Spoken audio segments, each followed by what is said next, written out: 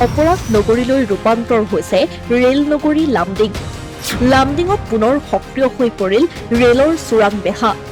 এটা বছৰৰ পাছত পুনৰ ৰেলৰ সামগ্ৰী চোৰাংভাৱে বিক্ৰী কৰাক লৈ তীব্ৰ চাঞ্চল্য। লামডিঙত এইবাৰ ৰেলৱেৰ চোৰাং 31 টন লোহাসহ আটক কৰিছে 5জনকৈ ব্যক্তিক। আটকাধীন লোককেইজনৰ নাম মলয় পাল, পুষ্পেন্দ্ৰ কুমাৰ, মুকেশ কুমাৰ, অনিল কুমাৰ আৰু ৰতন দাস বুলি জানিবলৈ পোৱা গৈছে।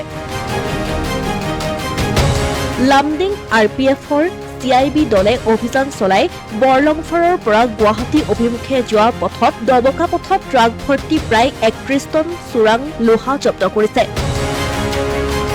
ৰেলৱেৰ চিলিপাৰ ৰোড RJ05GB 4416 নম্বৰৰ ট্ৰাকখন জব্দ কৰাৰ লগতে ইয়াৰ লগত জড়িত 5জনকৈ ব্যক্তিক আটক কৰি সোধা পোছা অব্যাহত ৰখা হৈছে।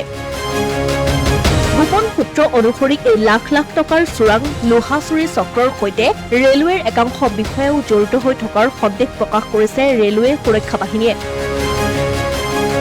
ৰেলৱেৰ এই চুৰিকাণ্ডৰ ঘটনা সন্দৰ্ভত RPFৰ CIB দলে নিজাববীয়াকৈ গোচৰ ৰুজু কৰিছে। এই ঘটনাৰ তদন্তত এখন নম্বৰবিহীন ট্ৰেক্টৰ জব্দ কৰিছে আৰক্ষীয়ে। অসমীয়া প্ৰতিদিন ডিজিটেল সংবাদ লামডিং।